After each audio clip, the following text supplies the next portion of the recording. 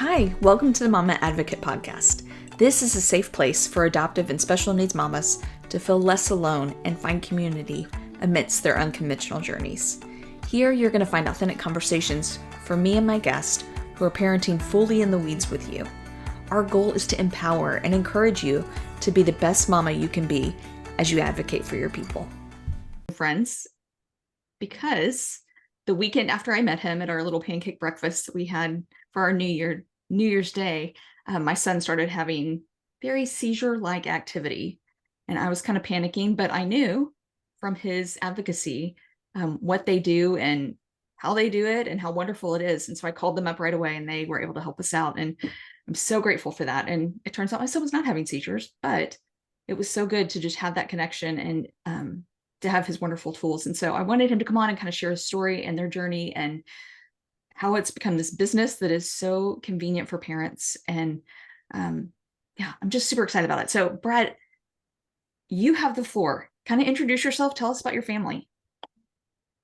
Wow. Okay. So my daughter Sophie started having seizures at about 5 years old. And we, the first couple caught us really off guard. We didn't know what we were looking at. We had no experience with this. We're just looking at our daughter playing on the bed, and then suddenly her speech is stuck. She's stuck on a letter, can't get a word out of her mouth, and then she has this, really panicked look on her face.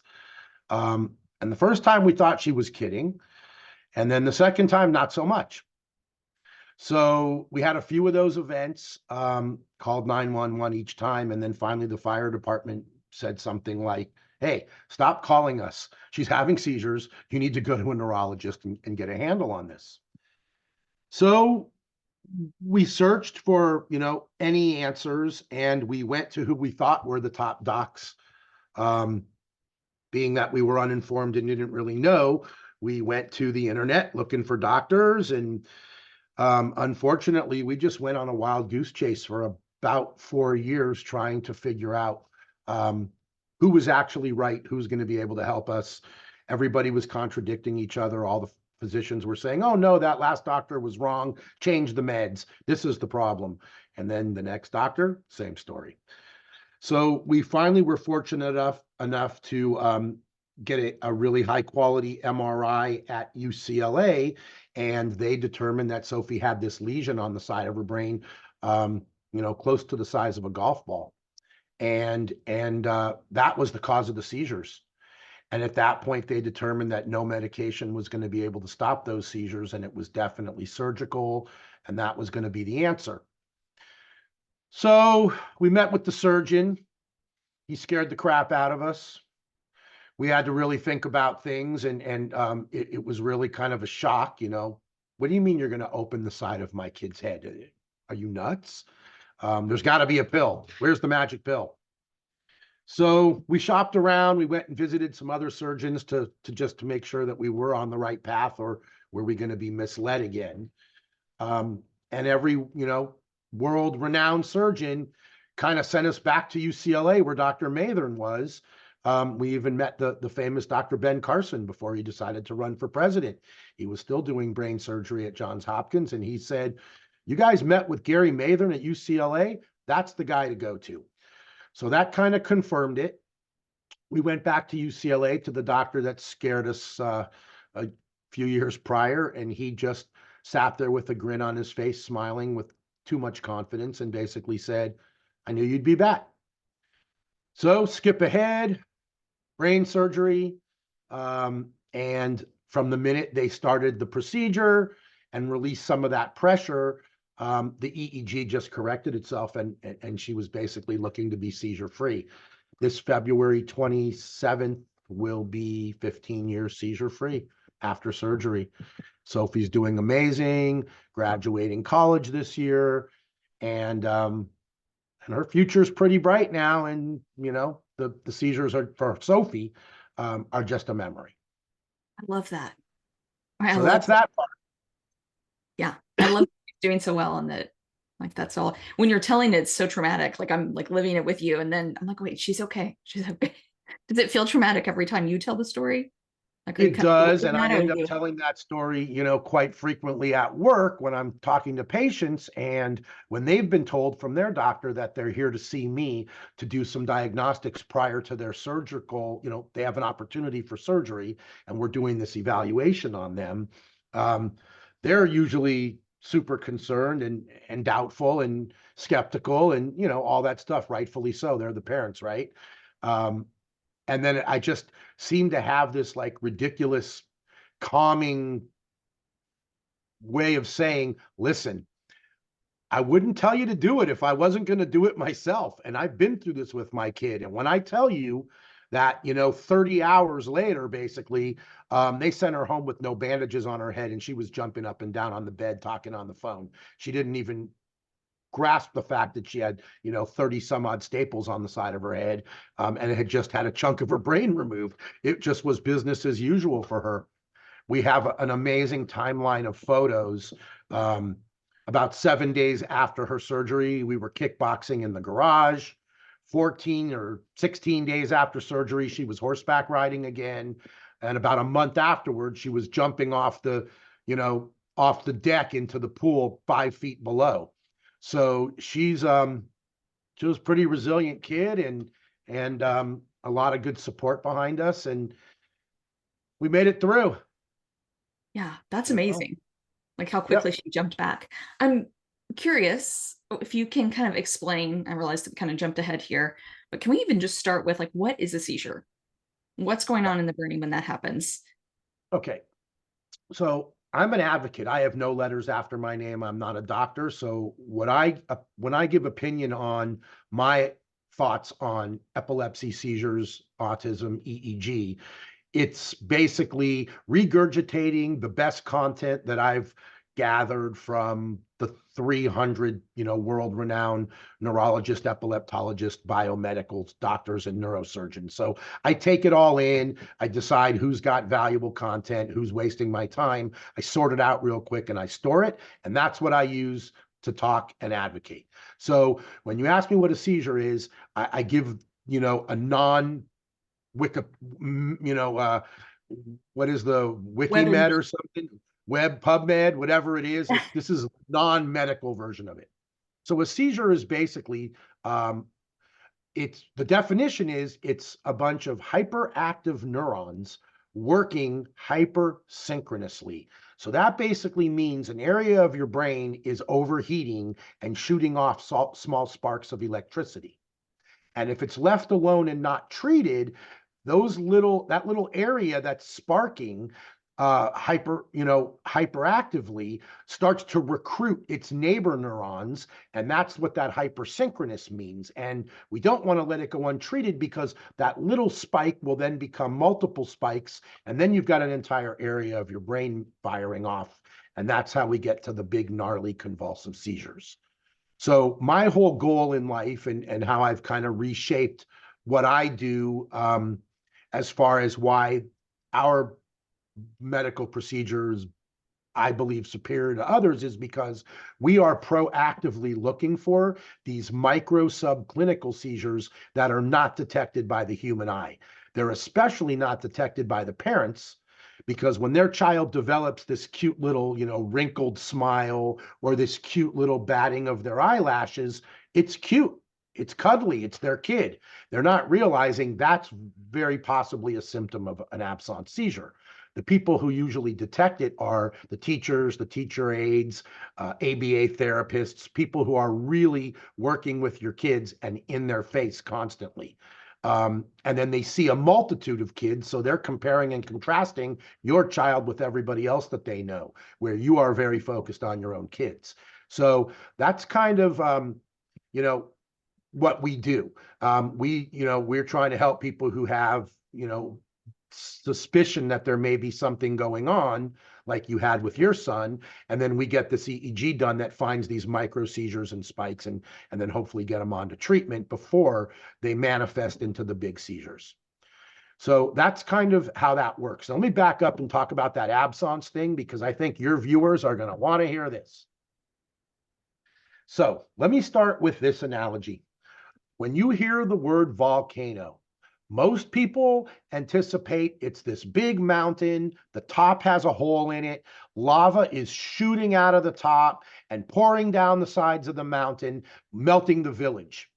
And yes, that's a gnarly volcano, and that's like a 10 on a 1 to 10 on, erupting volcanoes, a serious matter to be, you know, to be worried about.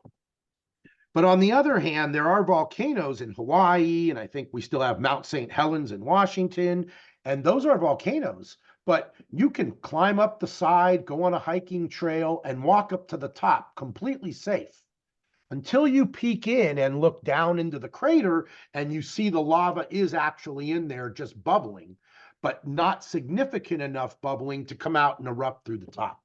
So that's like a 1 on the volcanic scale.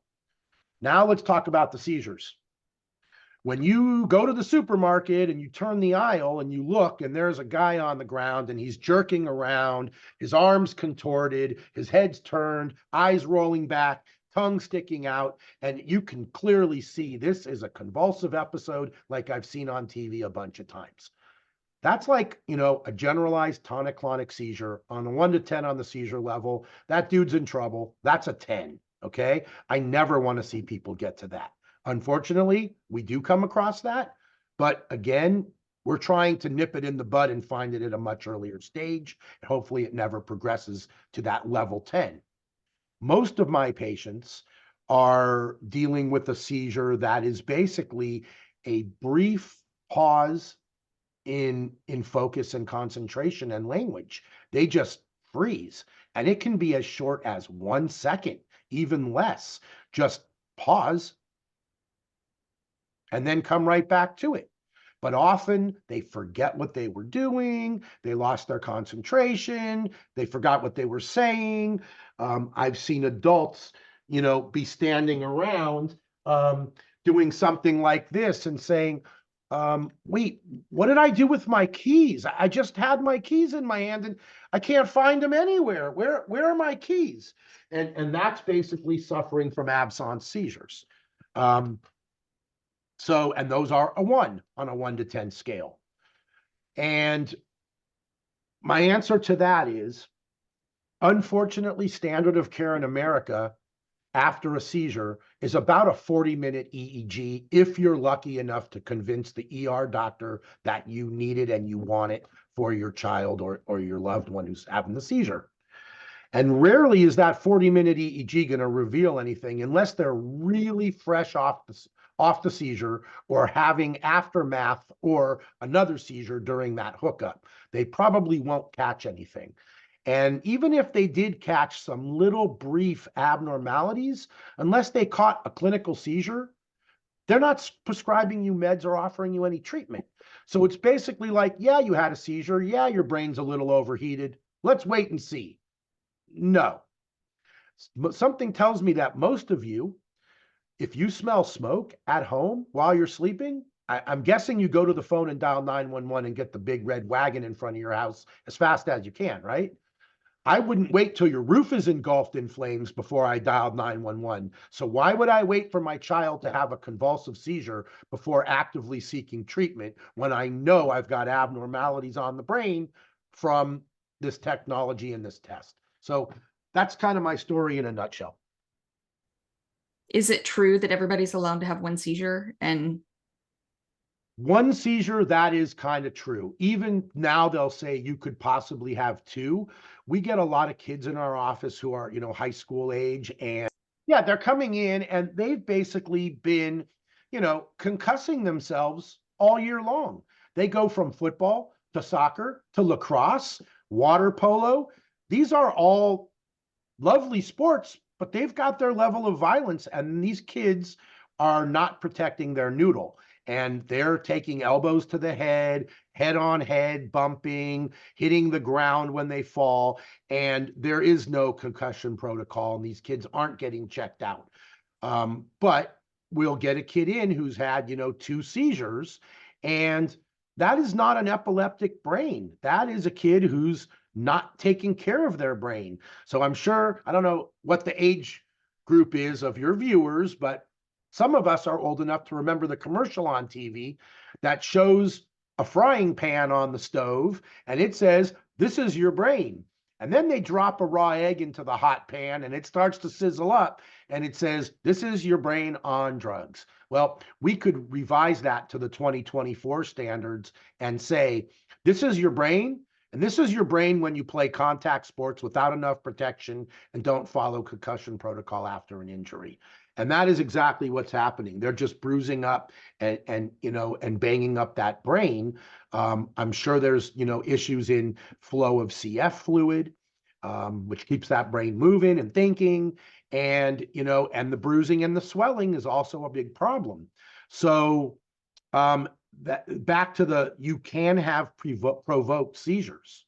It can happen from an injury, an accident, even stress and undernourished and overheated and dehydrated can cause a seizure, and that is not necessarily going to designate an epilepsy diagnosis. At that point, it's a provoked seizure, and they want to heal the brain, not treat it for epilepsy. Can epilepsy come from that? Like, can that? Oh, absolutely. Okay. So yes, we are finding, that we have some, 45 to 50-year-old adults who are coming in and they're saying, "This is crazy. I just had my first seizure ever. And, I never had a seizure as a young person, but you wouldn't believe how many motorcycle accidents, football accidents, jujitsu. I'd been slammed on the ground. I was a bouncer in a nightclub. Never a problem. Now here I am lying on the couch watching TV on Monday night, and I have a seizure for no reason at all." And I'm scratching my head saying, "You don't think any of the problems that you've caused yourself in your lifetime could have led to this?" And it's just, common sense, but they just don't think about it that carefully until they get their diagnosis. And then they start telling the doctor, "Oh yeah, maybe because I used to ride a motorcycle with no helmet and I wiped out about 12 times." So this is an issue, and those provoked seizures and the abuse to the brain can eventually cause an epileptic brain and seizures. That's so fascinating. Okay. So right now, a lot of our listeners are special needs moms. And I know that statistics are higher that special needs kiddos are more likely to have seizures. Is that a correct statistic? Am I remembering that correctly? It is. So I think the CDC will say that kids with autism diagnosis or any other developmental delay are at about a 30% rate to have a seizure at some point in their life. We have very skewed data at our practice because we don't work with the average doctor. We are working with, the top biomed, functional medicine and wellness doctors across the country, in addition to neurologists and epileptologists. But these functional medicine biomed docs, they really spend, all their time trying to recover these kids and heal these kids. We don't believe that autism is a permanent diagnosis. If you look at the gut and treat it, look at the brain and treat it, look at the behaviors and treat it, we see kids recover every day. It happens. They lose the diagnosis. Those doctors get the roughest cases because the roughest cases tend to get the family to be more aggressive and chase, the best care if they have the means. So the doctors referring to us are generally seeing some pretty impacted kids. And at the same time, they're making the most strides in recovery.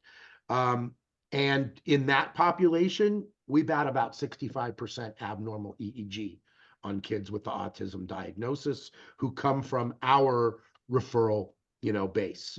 It's very high and prevalent. So the doctors that we work with are very encouraging to do a baseline screening of EEG, 24-hour minimum with video and monitoring. Okay. I'm going to get into that in like 2 seconds, but I want to ask you one more question. I remember we were chatting and I think you guys were explaining what you do to somebody. And I overheard you say something to the context of like, maybe they said something like, "I don't know anybody who's had a seizure." And you're like, "Yeah, that you know of." Like, that Right. there's this bigger percentage out there that we're just completely unaware of. And so I'm curious of what percentage is that? Because it's kind of like me with FASD. I'm like, yeah, you know a lot of people with FASD, you just don't know who they are, and you don't know their story, whatever. And so I'm curious what percentage roughly you guys believe that is, and not you, but the medical experts say that is. And then also, how do we as parents be on the lookout for that? Okay. So the scary thing is that 1 in 26 people has epilepsy. And when I talk to people, whether I'm trying to, fundraise, or I'm trying to explain to primary care doctors, um, how prevalent it is and what they should be looking out for. And I just love it when, a primary care doctor says, believe it or not, I don't think I have any kids in my practice who have, epilepsy. And I'm looking at this doctor and I'm thinking, do you have 52 kids as patients?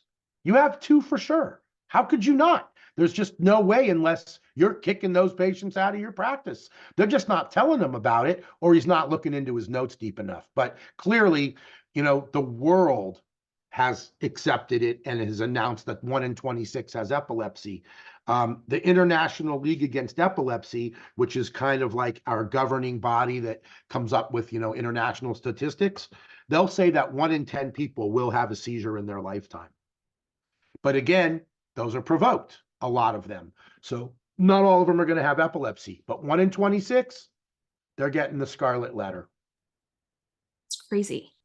Is it possible for someone to have epilepsy and they never be like the convulsing kind where everybody's like, oh yeah, you're having a seizure? Is that kind of how it goes Absolutely. under the radar? Okay. There are so many different types of seizures now that fortunately, the industry is finally evolving and they're getting rid of things that are archaic. So in our world, we rarely even work with neurologists. A neurologist is great, but he's like a handyman. He can do a little bit of concussion. He knows a little about MS and movement disorders. He has a little experience with autism. He's seen a couple of patients with seizures, and he may even have somebody with Parkinson's or Alzheimer's if, he's an adult doc. But he's not a specialist in any of those fields. So I kind of don't do that. I don't use a handyman to put a roof on my house or repipe my home. I would call a plumber for that and a roofer for the top. So the same in neurology. Finding a patient who's got Parkinson's, I'm getting them to a movement disorder specialist. And that doctor does not want you in his office if you had a concussion or a seizure. He's a movement disorder specialist. He wants to see you for Parkinson's, MS, things like that, myoclonic jerks, but not epilepsy or concussion. We work with epileptologists. And that is a neurologist who has gone back and done another 2 or 3 year fellowship in epilepsy training and reading EEGs, neurophysiology, or clinical neurophysiology. So these are like the all-stars of the neurologists. And that's who we work with because they get a much better handle on things faster. It shortens the long and windy road and it makes it an expressway from initial seizure, diagnosis, treatment, and seizure freedom. That's our goal in life. A quick, fast path from first seizure to let's be seizure free, rather than the long and windy road that my wife and I took with our daughter, where, we tried 11 meds and nothing worked, and everybody discounting the prior and previous advice. So that's kind of where we're at as far as that. What did you ask me? I just got sidetracked. What should parents be looking out for? Okay, so parents should be looking out for, well, here are the symptoms that we look for in kids with, special needs. We are looking at, a language barrier or a language regression is almost always going to find me some abnormal activity in the left temporal region, which is where we house our language. So a kid who's not speaking at 6 years old, and not, or not fully conversive, or has regressed from well-spoken to having a hard time finding their words, that's an issue, and that, you need to fight for an overnight EEG for that kid. Whether your local hospital will do it, or if there is another service similar to what I do, whatever it is, you need to advocate and fight for that overnight EEG. And you will have a fight because most places will offer you a 20 to 40-minute EEG, and you will be absolutely wasting your time, torturing your child for the same amount of effort to hook him up. For that hour, it's about the same amount of time to hook him up for 24 to 72 hours. Why would I do that? It's not worth it. If you are going to drive all the way across town for food, and your two choices are a drive-through hamburger or a beautiful ribeye steak, and it's all free, I think you're pulling in for the ribeye steak. So, majority of people have health insurance, even if it's state-provided health insurance. You get a free steak at the end of your drive. You need to demand the overnight EEG, not the routine 40-minute. So there's that. The symptoms. The symptoms are the language issue, poor sleep, mood swings. And I don't just mean, Johnny's being a jerk today. I mean, he's playing a game on his iPad, calm, happy, and then all of a sudden smashes the iPad on the ground, self-injurious behaviors, pinching the sibling that they love, that's their best friend, something like that, that was just unpredictable and no reason for it. Just a sudden, explosive behavior, mood swing. Incontinence, that's not of the norm. So your kid's potty trained, but at 9 years old, all of a sudden he's wetting at night. That's an issue. Unable to keep their focus and being told it's ADHD without any real in-depth testing.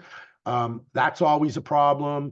And if you do have an ADHD diagnosis and a doctor's going to try to put your kid on a stimulant, that may work. Great. I hope it does work. But you need an EEG before you start that stimulant, because if your kid is having absence seizures, those ADHD meds can launch the seizures into something you don't want. And that's a problem.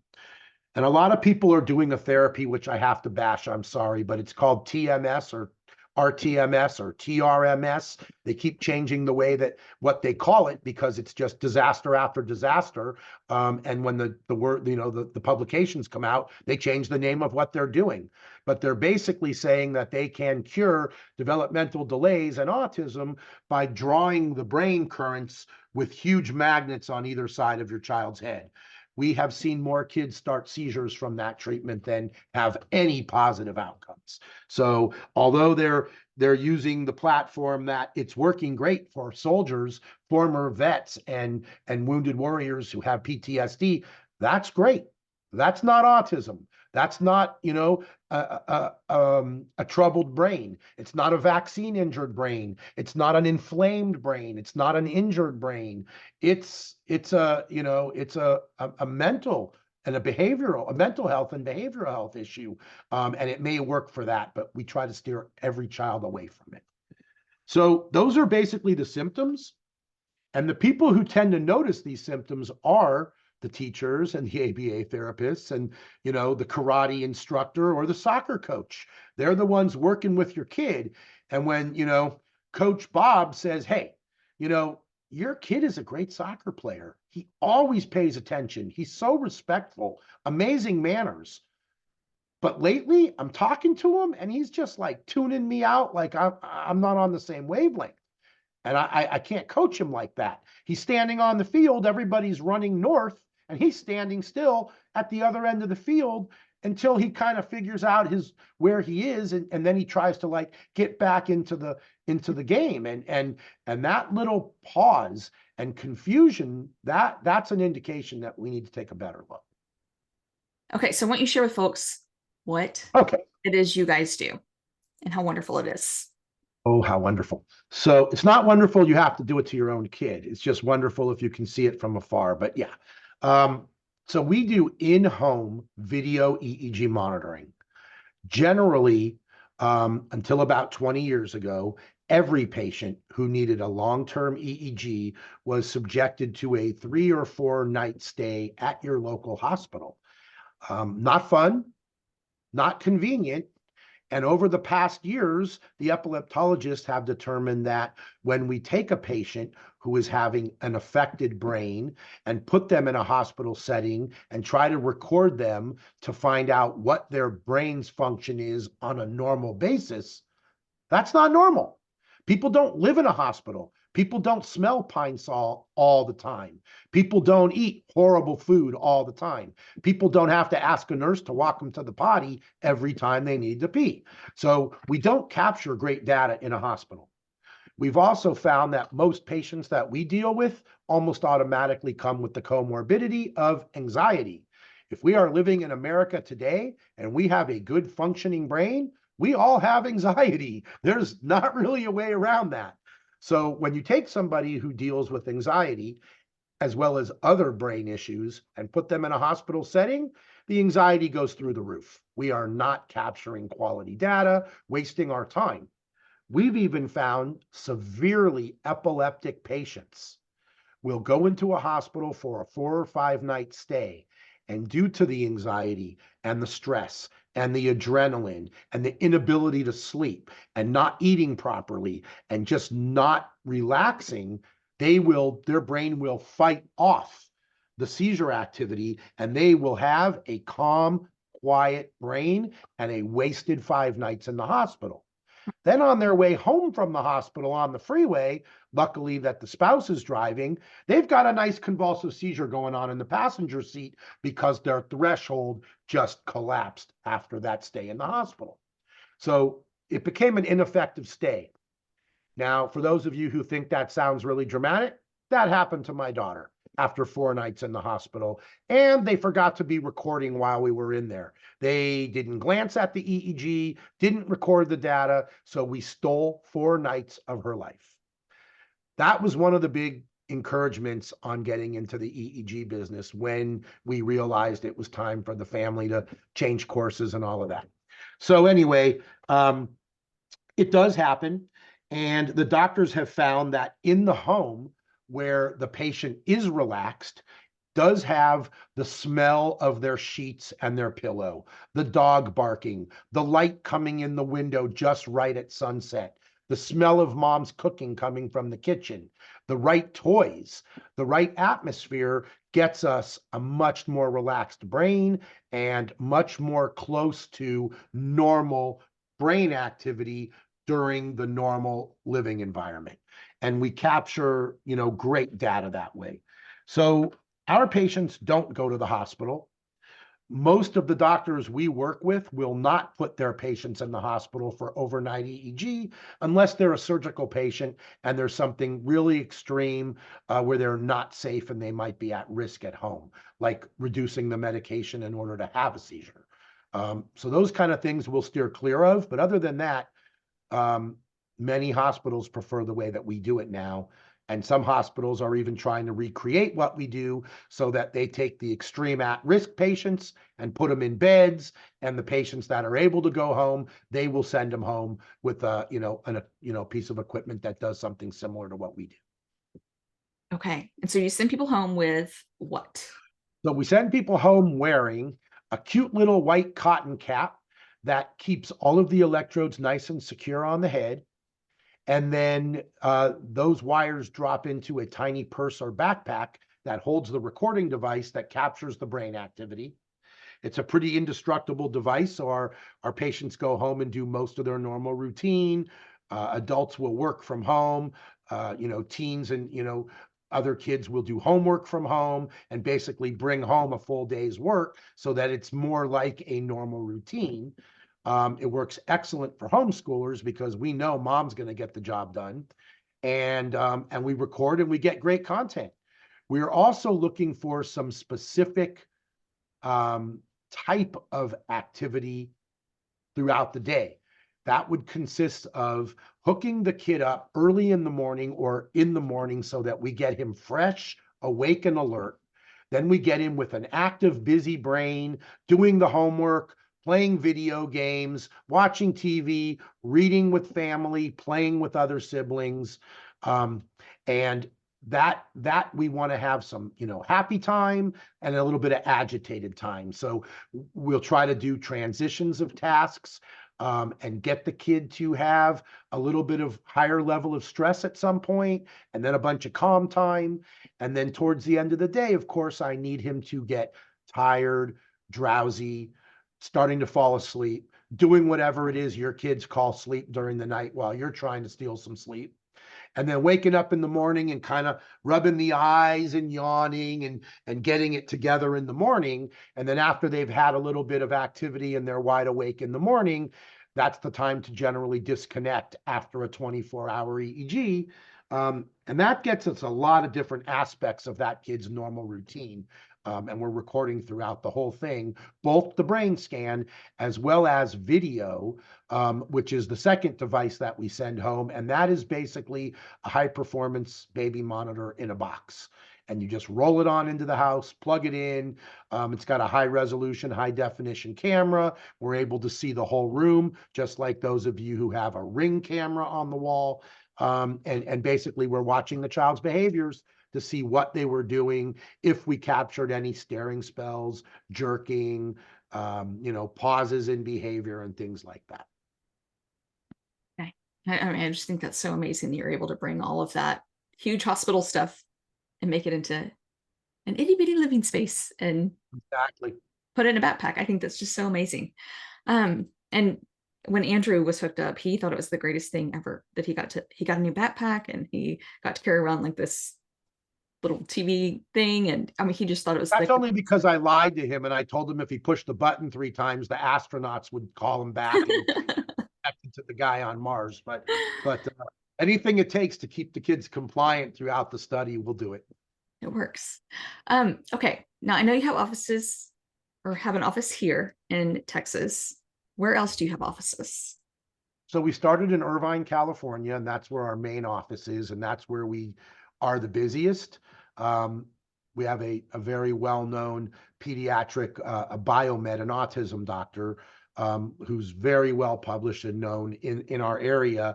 And he's the one who kind of started us in the autism world 12 years ago. So Irvine is our headquarters and our busiest place. That same doctor invited us to open up inside his large biomedical autism clinic in Melbourne, Florida. So that was our second office. And then we opened up in Frisco, Texas, when my family relocated out here a few years back. And just most recently, we opened up with another very famous biomed autism neurologist in Phoenix. So that is our fourth spot. And we are right now looking for a location in San Antonio. Amazing. I didn't know that. We go where the kids with special needs are, and we go to try to address the few little kids that we know about specifically. And then once we get there and we get our boots in the mud, and start figuring out the landscape, then we go and try to build that practice. But we're generally getting drawn by a few really aggressive families that are coming from one doctor, and that little group wants to try to change the world, and we're all cool with that. So we jump in with them and try to change the world. And then once we're there, we figure things out, rather than having a big business plan and trying to, execute everything as per schedule. Because that doesn't work in the world of autism. Yeah. We've got to be ready to jump and fly at any point.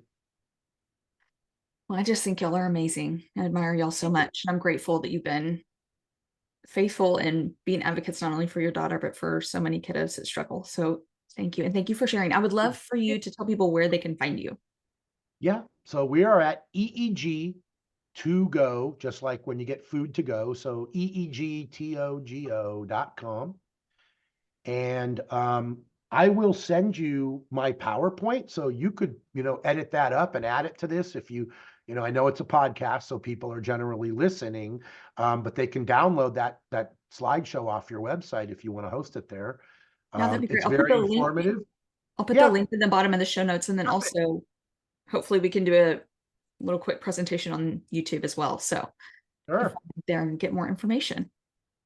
And that's about it. The other thing, I want to follow up with this piece. So, you just said how amazing it is what we do and all of that, and I appreciate the compliment. I try to be humble about it, and I also try to be honest. This wasn't the career of choice. I didn't really, decide one day, wow, I'm going to get up and do this thing and try to change my career path and do EEGs. Kind of got bullied into a little bit. I my family believes in prayer. It's that simple. And when our kid was waiting for surgery, we did a lot of prayers. And made a lot of promises. So I basically in my prayer promised that if I could get my kid help, I will, try to help the doctors that helped us and try to help the other people who helped us and try to help others who are not able to go and, and get into battle and fight the fight. So a few months after my daughter's surgery, we took her surgeon out for a celebratory dinner. And he sat across the table and he said, "So are you guys happy with the outcome?" And between the tears, we said, "Of course we're happy with the outcome. Are you kidding?" And he said, "Then I think you need to come up with a career change and figure out a way that you can give back to this epilepsy community that just saved your daughter." And I kind of don't know how I could say no. I mean, I prayed for it and I promised it. So how could I not deliver, right? So I said, well, okay. Being that I have no medical background and all I, have done my whole life is manufacture and sell shoes. It's not really a medical field, and I don't really know how I could give back to the epilepsy community. But if you figure it out, you tell me what to do, and I'm going to do it. So a couple of months went by, and I didn't really think much of it after that dinner. And that doctor called me up and invited me to attend the American Epilepsy Society meeting in San Diego, which is, for smart people, not for me. It's for doctors and educators. And I thought, well, I'll go. I don't know what I'm going to do there, but I'll go with them. And I went as the guest, and we got there, and he basically said, "I have some presentations to make, and then I'm going to go hang out with a few of my friends. Why don't you go mingle in that, industry area out there where all the vendors are selling, seizure meds and other items, and see if you can't figure out something there." And as I walked into that, arena, one of the first vendors that caught my eye was a guy who had this robot looking device on his table. And I walked up to see what that, device was. He had an amazing, really charming personality and accent. He's from the UK. And, you know, basically, sounded like Mr. French from Family Affair. He was captivating, very educational the way he spoke, and very confident that he had just created just a groundbreaking, revolutionary EEG recording system to keep people out of the hospital. And we discussed, special needs kids. And in my prior career, I did a lot of special needs work. Being in the shoe business, I made orthotics and different types of prosthetics and braces to hold legs up and help kids walk better. And that had to do with the shoe business, and it led me to a whole clientele of kids with needs and autism. So I said, "Will this device benefit any kids with autism?"